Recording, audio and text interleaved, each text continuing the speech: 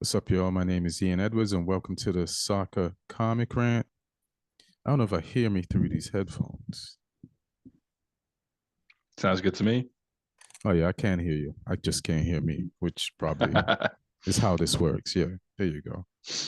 Don't use the equipment in a week and forgot how to use it. What's up, everybody listening and watching on YouTube? The season's winding down, y'all. So if you like the podcast, thumbs up it, subscribe, tell your friends. And if you're listening, same thing on iTunes and Omni Studio and Spotify. But this is week 38, 37 ish, because some teams have played more games than others. But next weekend is the last weekend. So we're going to talk Arsenal versus Man United. Yes, Man United were not humiliated. We only lost 1-0, and we played good football. And that's where Man United fans are now. We only got beat 1-0 is like a proud chant by a top team at the top of the table. We're going to talk about that. We're going to talk about Man City versus Fulham handling their business, Tottenham, Burnley, maybe. Then we're going to dive down to the bottom of the table, talk about what's going on down there. And we got stand-up comic, uh, Southampton fan Lee Hudson as co-host. What up, fam?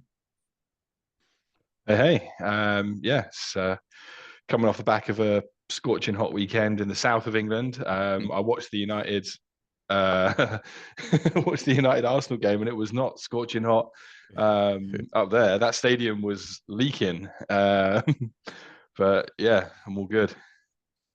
Yeah, at least we weren't leaking goals. As long as we weren't leaking goals, I'll take the rain leaking.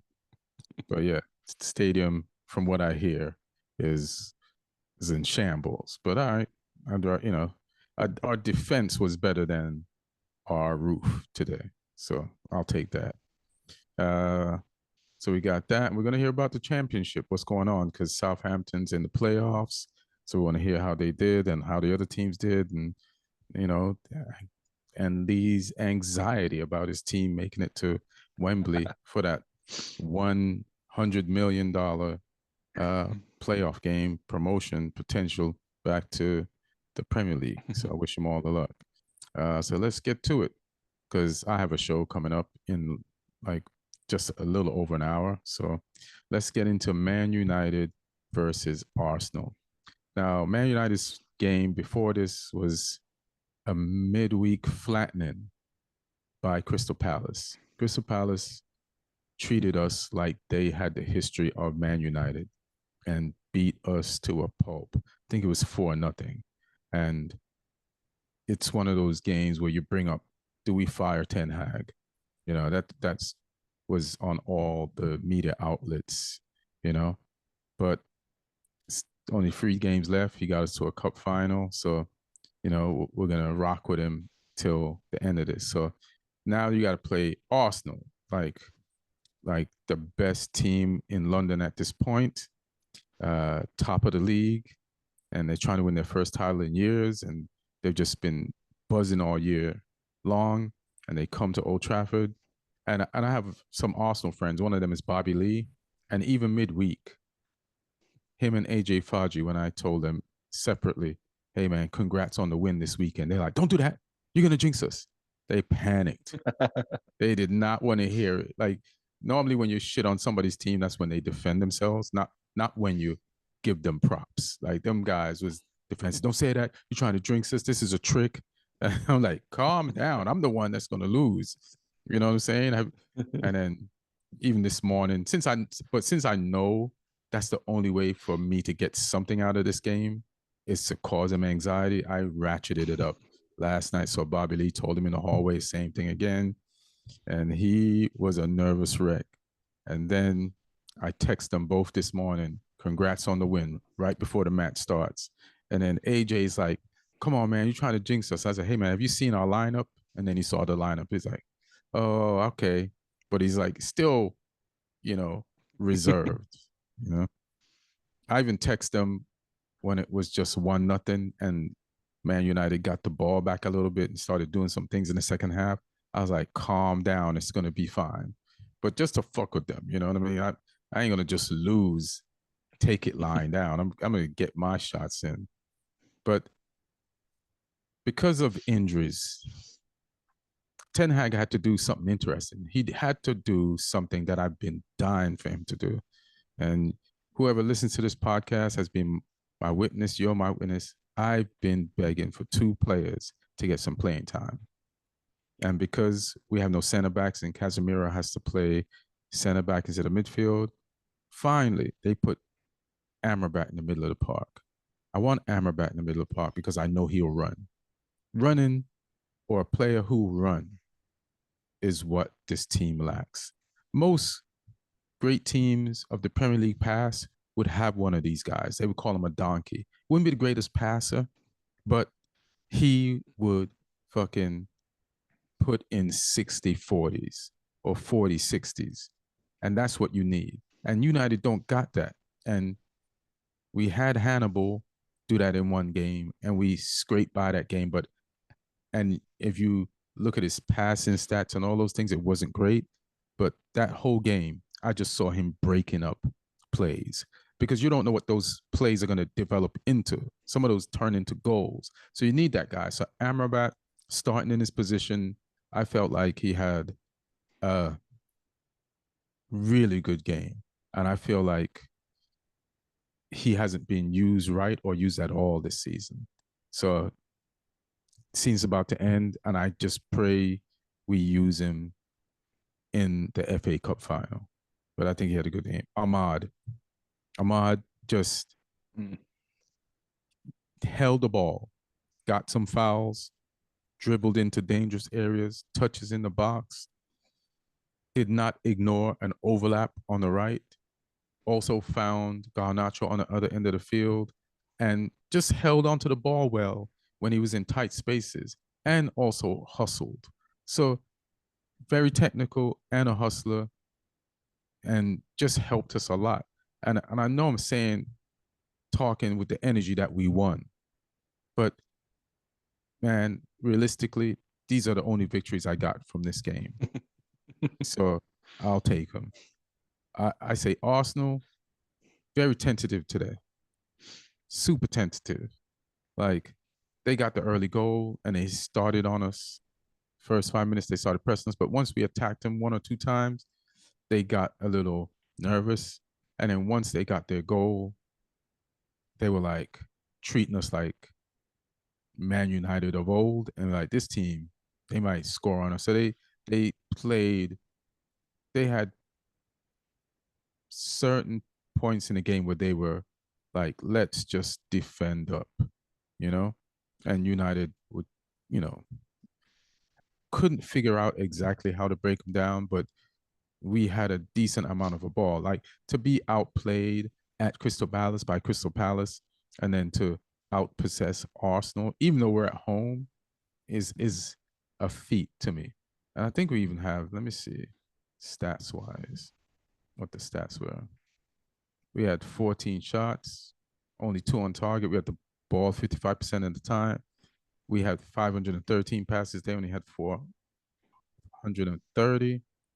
You know, so like we went toe to toe with them and we took them mentally out of their game because Arsenal, once they score, they like to score again. But this time they were like, uh, let's be a little cagey.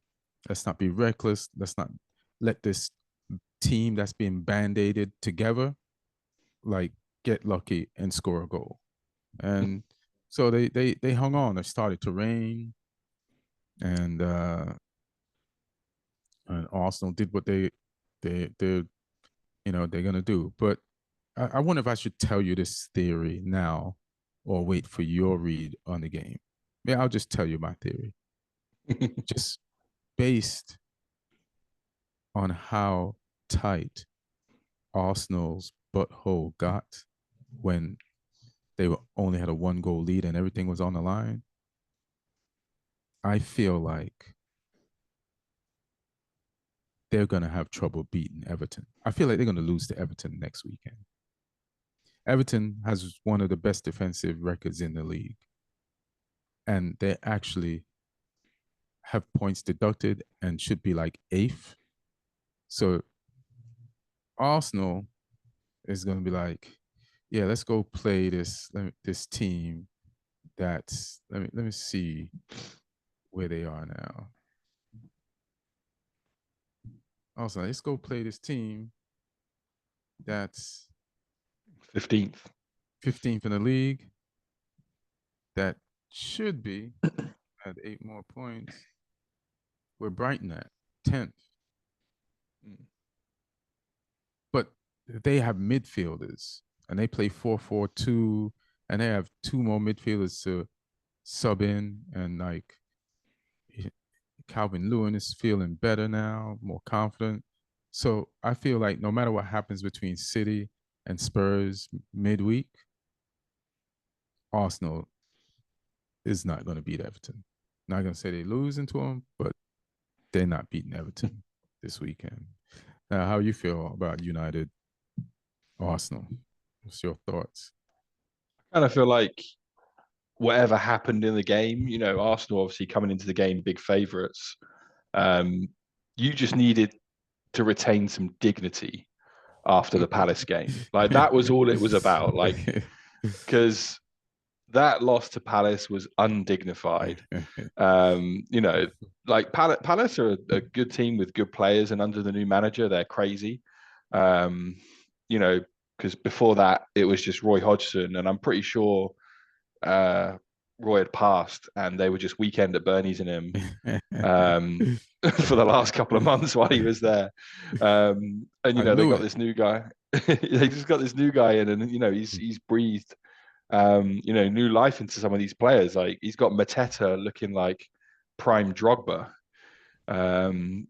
Before he looked like a donkey, and it's just that he's got him firing, and you know, Eze's fit, Elise's fit. So yeah, I mean, you caught one off them midweek, but that can happen. But it's still not the sort of thing that should ever be happening to Man United. And then coming into this game, like I say, you just needed to make sure that whatever happened, you worked and gave Arsenal a game.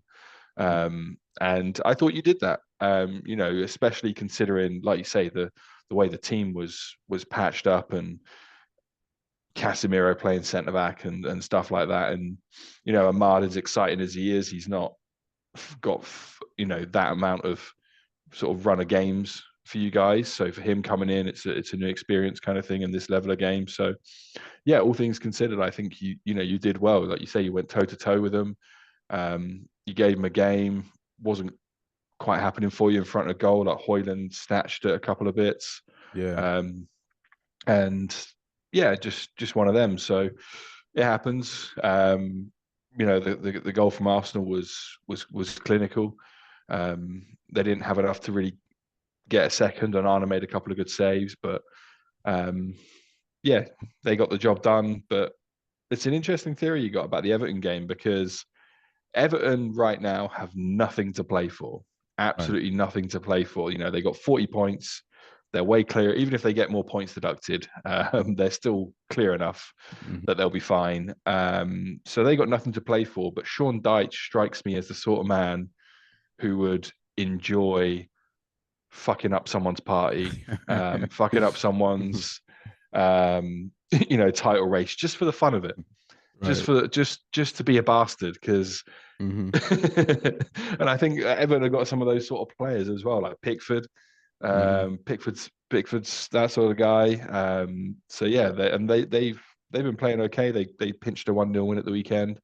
And yeah, they're just a solid team. So I could see them, going to the Emirates. I think it's at the Emirates, and just defending, trying to play on the counter, just being solid, 2 banks of 4. Can Arsenal break them down? So it's the sort of game where if Arsenal get an early goal, that should settle the nerves, and they'll probably end up beating them like 3-0. But if Everton are holding in there and keeping them out, the longer that goes, like you say, the more Arsenal's bumholes are going to be going, and it could end up being a long afternoon for them. So yeah, I'm interested to see how that one goes, because I don't think Everton are going to be.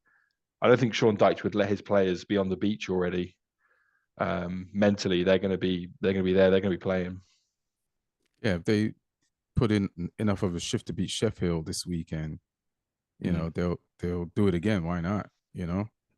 And yeah, I just Arsenal's like fear of losing the title was palpable today. And if it was palpable today with one game left, you're going to feel that shit with no games left at the game. So I say this, I guess I'm saying this title is City's. Whether, like, a lot of people are going to make a big deal if City drops points to Spurs, but that's just going to put a lot of pressure on Arsenal on this weekend coming up. But we'll see. We will goddamn see. And speaking of City, man, they just kind of lambasted Fulham. At least Gvardiol did. Like he's been having a big coming out party that's been lasting the last few weeks of the season, and he's been scoring. And it's weird. Like, let me see what position they've been He played starting left at. back this weekend. Yeah, left back scores 2 goals, and then midweek or last week, I think he scored again. He's just been like stepping up. Like, when you're on a team that's really good and you're new, you got to do some outstanding shit to be noticed amongst those guys. And I'm noticing him. You know what I mean? And yeah, that dude's balling out of control. Foden got another goal. And yeah, they just keep rolling on. Alvarez got one. I feel like Haaland missed a sitter, but still, City still scored 4 and shut Fulham down completely. And they're ready for their game on Tuesday at Tottenham. But I feel like that's a, that's a short turnaround. I feel like it's a short turnaround just based on, but Tottenham played this weekend too. So it's not like they have an advantage, but Tottenham is Man City's bogey team. So I feel like Tottenham will get some points from this game, or a point from this game. So I started this off by Man City Fulham. Let me know if you want to say anything about Man City Fulham, or what's your thoughts on Tottenham versus City? Yeah, firstly with the Fulham game, like I couldn't watch it live because it was a 3 p.m. Oh no, it's the early game. Sorry, I can watch it live because I wasn't around. I was doing some stuff. But then when I saw Gvardiol scored 2, I just assumed they would be off set pieces or something. Because when the defender scores 2, I'm like, oh, did they get 2 corners? They whipped in. Then I watched the game back, and I was like, oh no, they were open play goals. Like one of them, he's cutting inside and finishing. Then another one, he's getting in at the back post off a cross. So yeah, crazy for a player to be doing that. And he's not normally a left back either. Like he can play anywhere. He's a centre back really, but he can play right back. He can play left back. He's right footed. But yeah, Ake has been out. He's got an injury. I think he went off in this game. So I don't know if that's when they moved him out there. But yeah, it's been working for him. I had him in my fantasy team this week as well. So that was a big win for me. Clean sheet, 2 goals, top bonus points. I was loving that performance. But yeah, it was just a routine Man City destruction of a mid-table team with nothing to play for. So yeah, that's the City Spurs game. I kind of think City, they played early on Saturday, so they have had slightly more time to rest than Spurs. And also City are used to this because they play Champions League, so they're used to playing Saturday, Tuesday.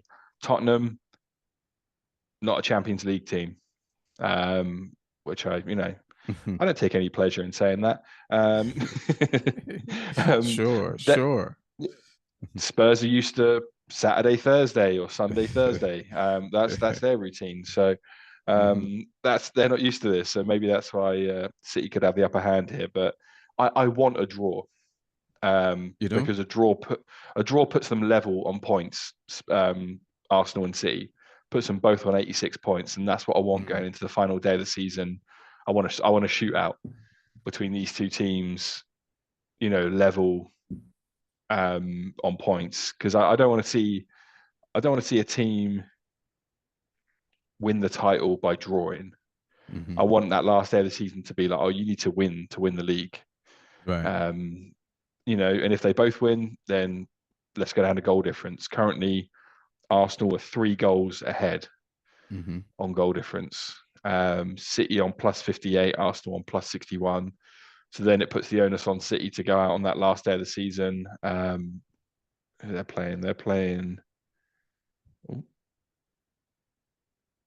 West Ham at home. So that puts the onus on City to go out there and paste West Ham, which they can do.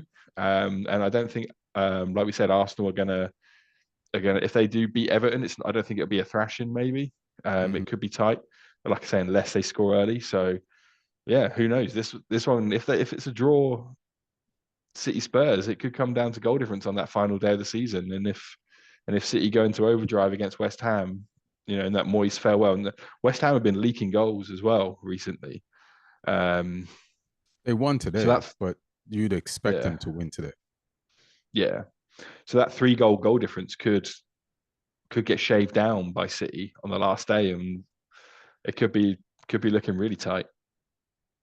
You want to hear something embarrassing? You was talking about goal difference.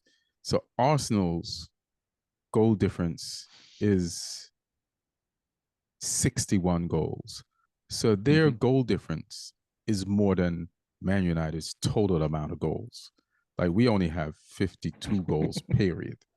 Like, that's how much better they are than us. That they are 61 goals in goal difference.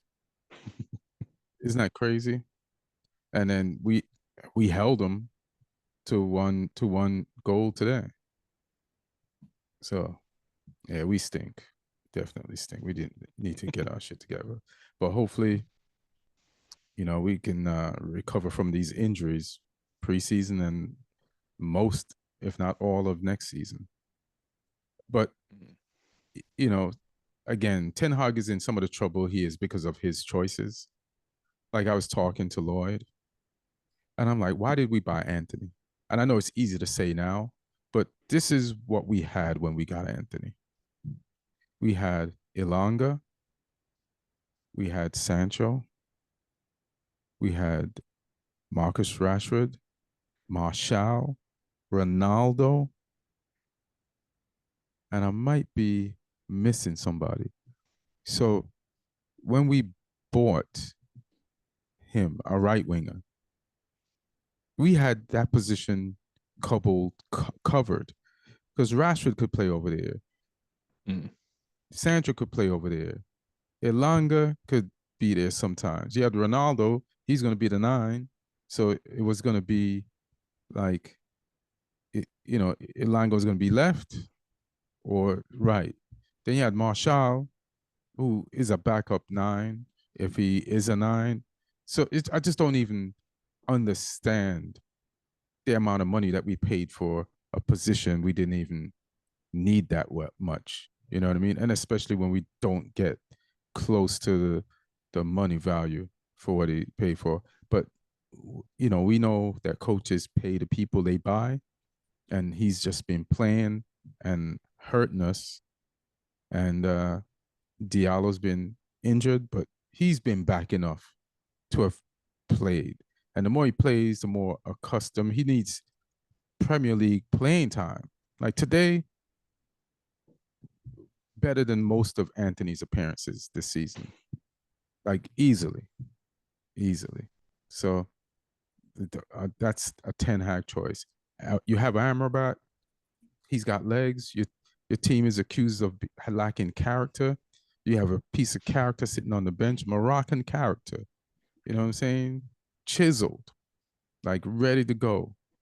It's like, I just don't know how Ten Hag makes some of the decisions he makes. I don't know what's going on in practice. I don't know, like, how he makes some of the decisions he makes. Like Amrabat today, even with a man on his back. Take the ball, pass it right back to whoever passed it to him. Then he gets to turn around, and we get to get the whole back moving, as opposed to Onana just having to like our last few games. Onana just clears the ball out, and then it just comes back at us as an attack, and then we stifle the attack if they don't score, and then he clears it out again. But today, people were showing. Amrabat was showing. And we were able to like play our way out of the back a bunch of times because of his bravery. So, man, where do we go next? Liverpool is on ice. They got Villa tomorrow. What do you feel about Villa and Liverpool? I mean, I'm hoping Villa can do something. And Liverpool, they are where they are now in the league. So, nothing's going to change for them, regardless of the result. Now, obviously, it's it's an away game as well, so there's not even really the farewell Klopp factor that they would get if it was his last home game. That's going to come on the final day at home to Wolves. So, I kind of feel like if Villa come out with some intensity in this game from the start, then they can do something.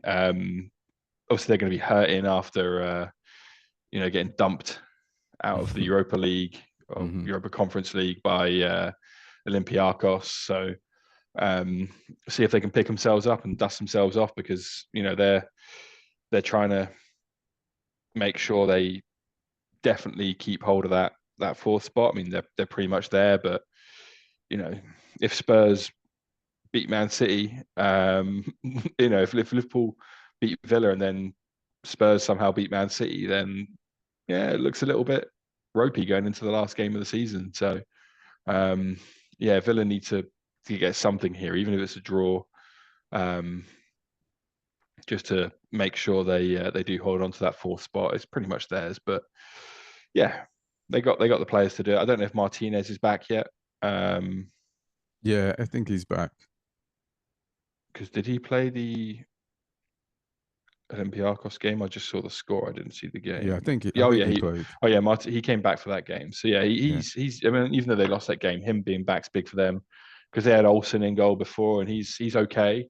Like he's competent enough, but Martinez is more of a leader and more of a character in that team. So when you're playing a team like Liverpool, you need people like that in there, because they're definitely going to have to stand up. So yeah, I just feel like the pace Villa have got, they can cause Liverpool problems in that attack with Bailey and Watkins and Diaby, people like that. It's going to be tough. It's going to be, but Villa has mad injuries.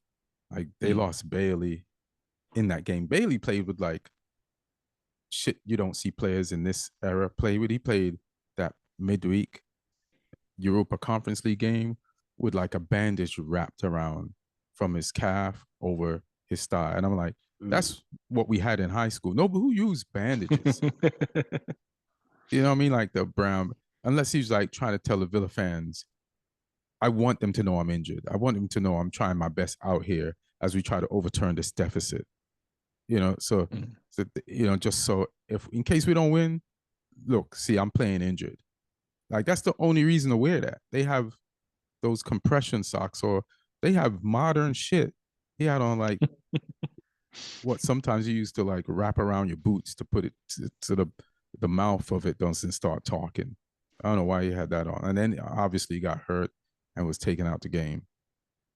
But Villa hasn't been that great at home the last few games of the season. Like they're on E.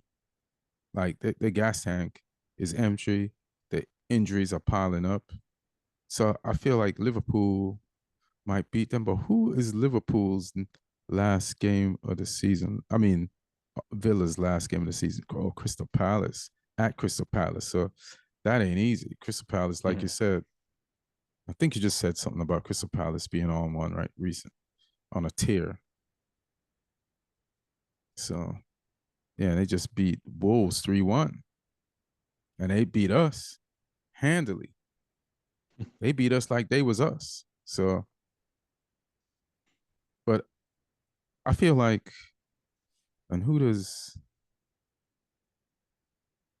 Spurs have? Oh, they got Sheffield. They got an easy one last day. So let's see what yeah. What is the lead now in as far as those two?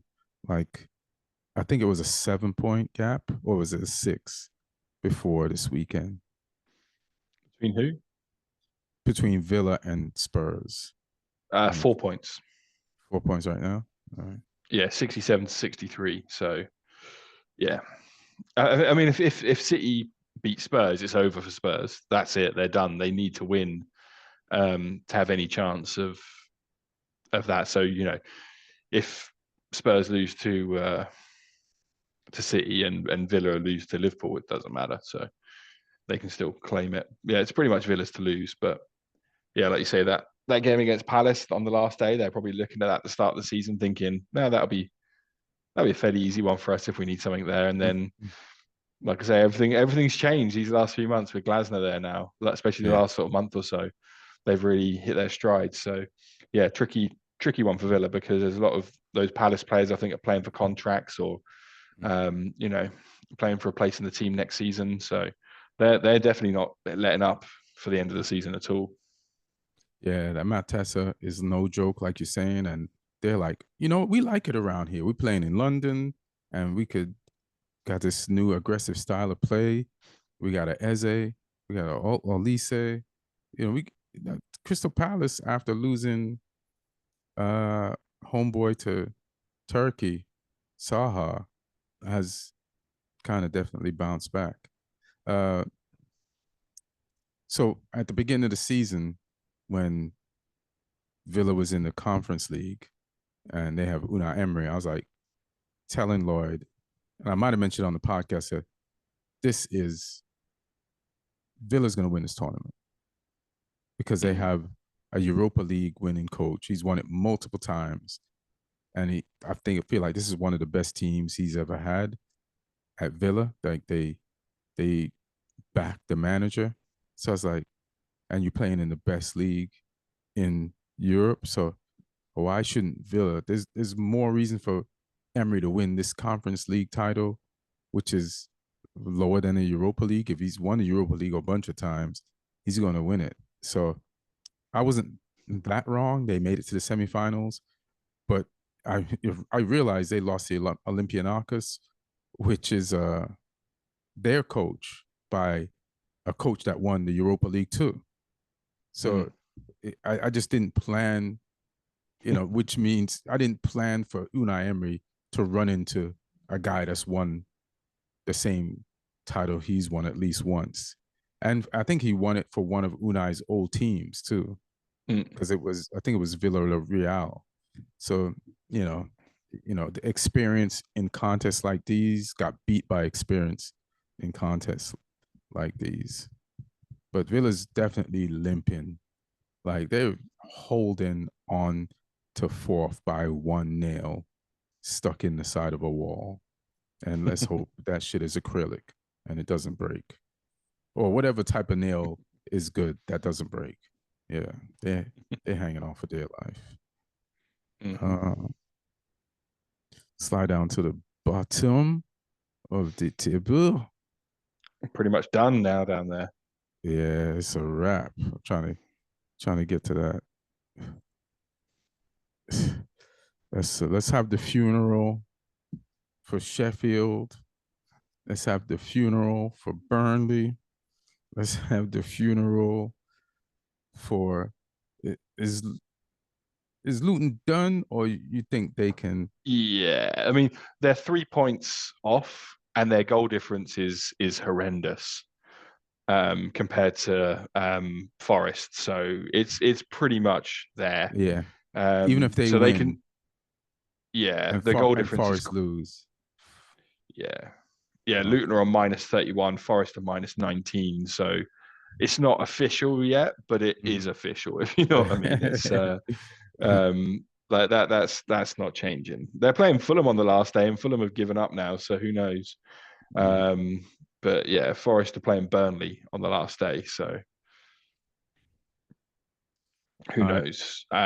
It would require a big Luton win and a big Forest loss to close that gap on the goal difference. So it's not impossible, but yeah, it's not looking likely. So yeah, the three came up, three going down. All right. Well, let's Sheffield United. It's been real. You know, I didn't like prepare a speech, but hey, man, uh, neither did you prepare to really be in the Premiership the way you played this season. So we're even. It's great seeing you, and yeah, man, good luck down there. And Lee, you got anything you wanna, any dirt you wanna throw on top of their coffin? No, just nice knowing you. Hopefully, maybe if the stars align, we can pass them on the way. We'll get into that in a moment. But no, I mean, good riddance. None of these teams. Luton are the only ones who, on the pitch, I thought, I enjoyed watching them.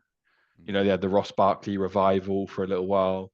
You had cast off players like Tati Chong, finally showing what he can do in the Premier League, and a bunch of other players, Adebayo, who like they've been doing it in the lower leagues. So yeah, I mean, they were like the fairy tale out of the three. I mean, Burnley just offered nothing, despite the You fact that think they so? were. Yeah, I mean, they destroyed the Championship last year, playing exciting football, and they did nothing exciting this season. I mean, They they took a didn't point really. off us at Old Trafford. So I have the They should scarring be. that makes me feel different. You know what I mean? Like when I Yeah. think of Burnley, I don't think about their season. I think about the point that they took from us. You know what I mean? So I'm looking at it from definitely red eyes. I mean, they should be disappointed at that. Most people are taking 3 points off you this season. Yeah. So, but it's yeah, they just. I can't really think of much of note they've done this season. Same with Sheffield United. You come up, you done nothing. So Cold bye. blooded. And they've both been there before, so they should have been better prepared. Luton, it's the first time, and they've done the best. So um, I just hope Ipswich, next season can offer something a bit different. We'll see if Kieran McKenna gets any funds, or if he's still going to have to work his magic without spending much there. But yeah, I mean, I'm not sad to see any of these guys go, to be honest. All right, bye Burnley. Vincent Company. It's rough, man. Like when you were in the Premier League, you're at the top of the Premier League pyramid with the best players and the best coach. And then you left as a player, came back as a coach with knowing what it feels to be the teams that you used to beat up on a regular basis when you were a player. You sent so many teams burning downwards in a spiral to their grave, to the championship. And now it's you, fam. So welcome to the full circle of life.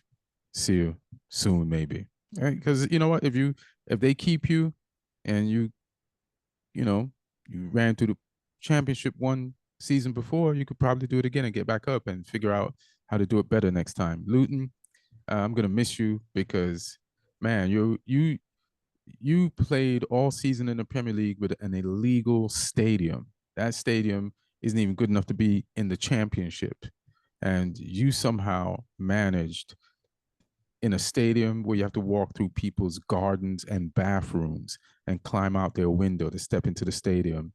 You had a Premier League season and you almost survived. You're you're 3 to 4 points off almost surviving. So great feat for you. You're gonna get some parachute money. So it's gonna be better down there for you. And let's see what you do with your parachute money, man. You and you kept your coach. So and his last name is Edwards. So good luck, man. You know, maybe you'll come back up. In Forest, you're 17th. Stay there. And Luton, goodbye to my Man United players that play for Luton.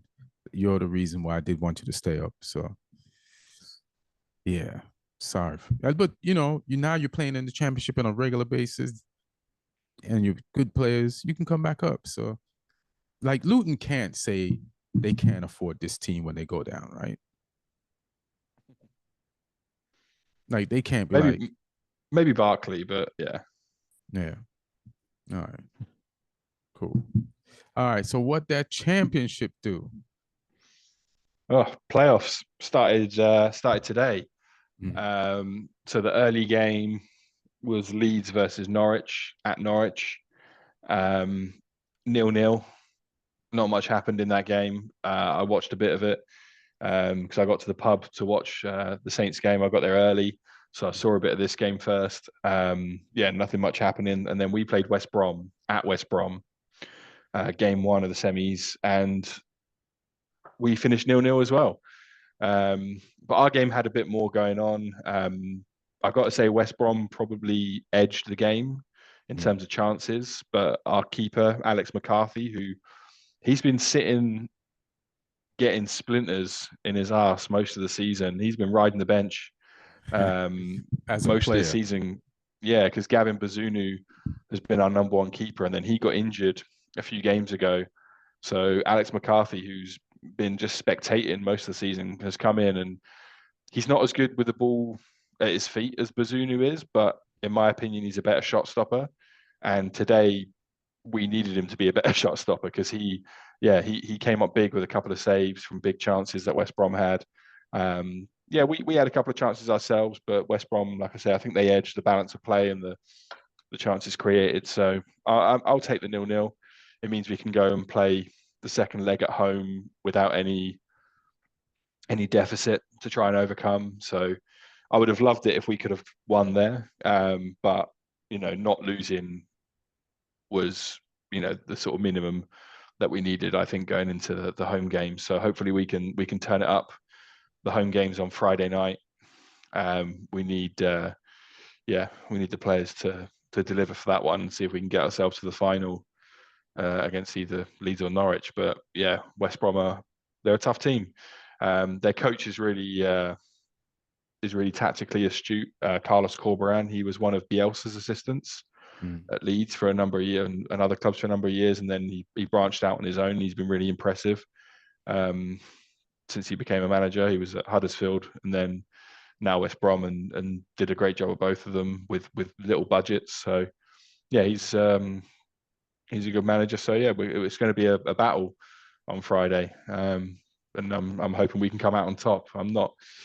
Yeah, we missed. I didn't think I'd say this, but we missed Shea Adams today. He was out injured.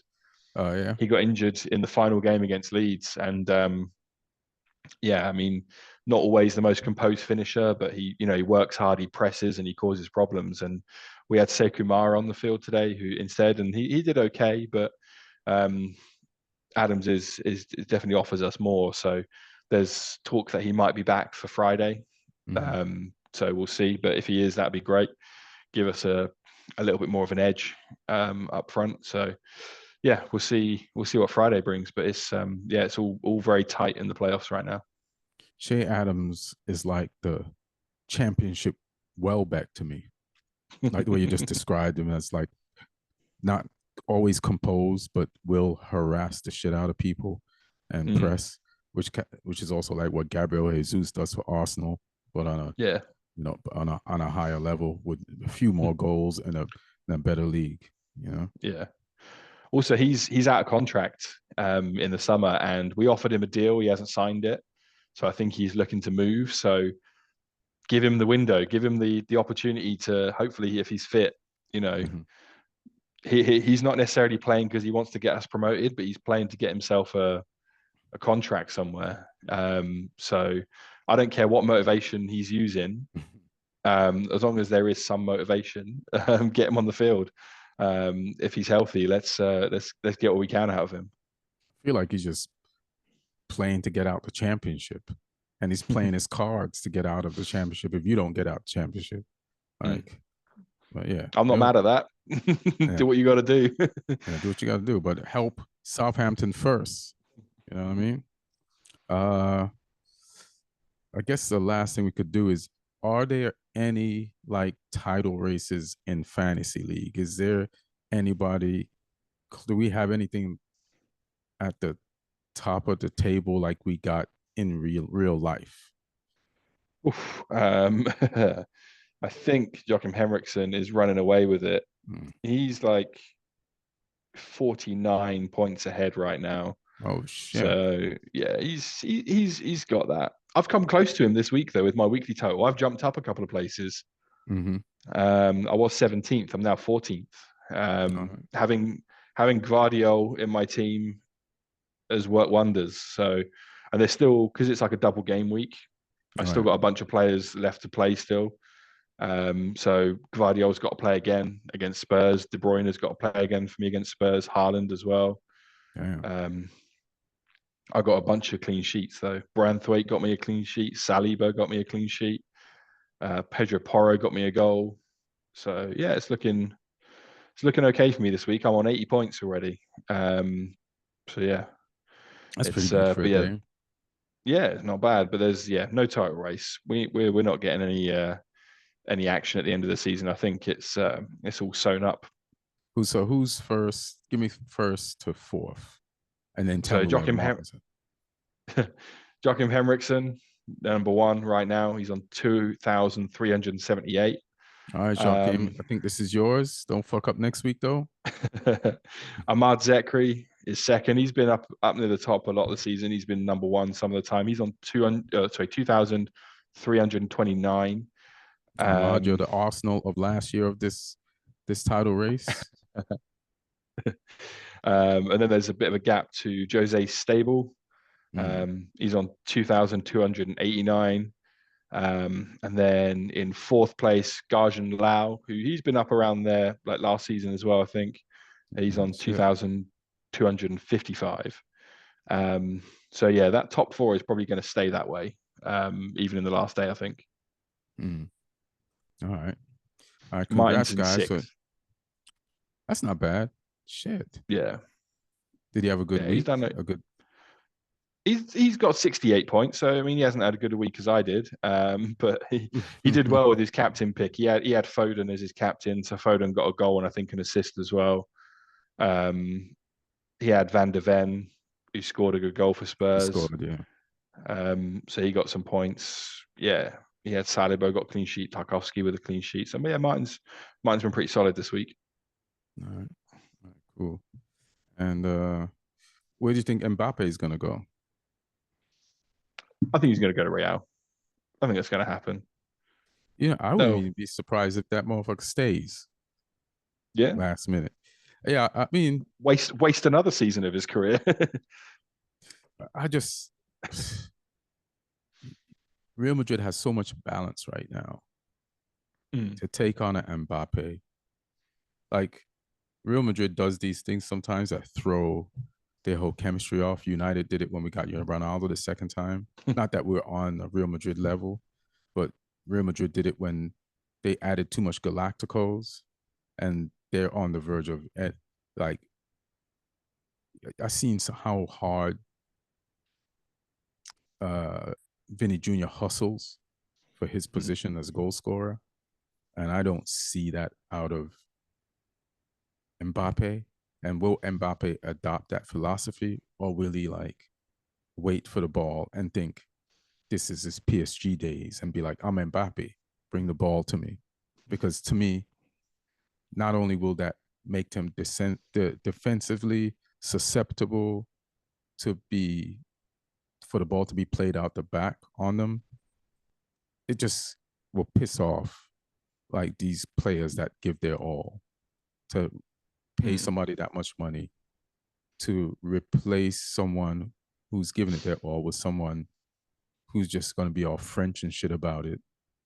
And then, so I just worry about the whole balance of Real Madrid with Mbappe.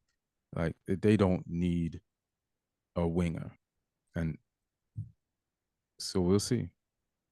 But shout out to Joselu for scoring up that brace. He's had a rough Yeah, season, but he scored 2 goals when he really needed it, and so it's made up probably for everything that he wasn't able to accomplish in real time. And you know, if they didn't have Jude Bellingham, I'm sure Joselu would have been hung in if he was, because there's times when he didn't score when Jude scored, or would score one of his rebounds and win all these games. So it's like I'm sure people have been hard on him over there, but it just the fact that Madrid won those games that he didn't contribute to and should have, and was that's why they brought him. But to get to that point and have that kind of season and show up with those 2 goals as a substitute, like when they really needed him, like that's how you turn shit around. So yeah. congrats. He came off the bench like prime Ollie Solskjaer for Man United, Yeah. just He did. scoring huge tap-ins Mm. to win games. Huge tap-ins. Hilarious. Someone's got to be there to put him in. That's and I felt for Manuel Neuer because I thought he rolled back the years and had a great game. He was making big saves. He was just trying to will Bayern to that final, and then just a fairly routine bit of goalkeeping, and he messed it up. But Joselu was hungry. Yeah. So Yeah. And I do want to say this. Uh, that should have counted, that referee. The second goal that tied the game for let me go to Champions League. see, I don't know if that would have been a goal if they'd. I think some of the players had stopped. Yeah, I feel you on that, but this is why Bayern fans shouldn't feel bad. Like they're always going to be like, that was a goal, that was a goal. But this is what 2-2 would have got you. This is what 2-2 would have got you. 2-2 would have got you. You ended that game with, let me see, no Sane, no Kane, and no Musiala. So you got a bunch of defenders on the pitch about to play half an hour versus one of the greatest Real Madrid teams of all times, with most of their offensive players on the pitch, a fresh Madrid. So even if you get that goal, you got to play half an hour more with no real scoring threat. And if you get past that half an hour, you got to go to penalties against penalty takers and a bunch of guys. No, none of your leading scorers will be on the pitch. So ultimately, you would have lost this game. You know what I mean? Like there ain't no way you was winning that. And ain't no way Madrid was. You're in Madrid. All your scorers are off. You you you, they give you the goal. You got half an hour against that squad, and if you survive the half hour, then you got penalties against that squad. You ain't. So they just sent everybody home early and didn't waste our time. You know what I mean? People got shit to do. We don't need to see half hour of inevitable football being played. So it's fine. Well, all right, we're at 5:29. You got anything to plug? No, just on the socials, Lee Hudson Comedy on Instagram. Yeah, I got a bunch of solo shows that I'm doing at Brighton Fringe next weekend, doing a couple of runs of my hour. In Barcelona in June. Oh wow. Then Edinburgh Fringe in August. Yeah, got a bunch of stuff on there. So yeah, we'll be posted on there, all the details. Oh, that's so. It's that time again. It's Edinburgh time again. Not until August.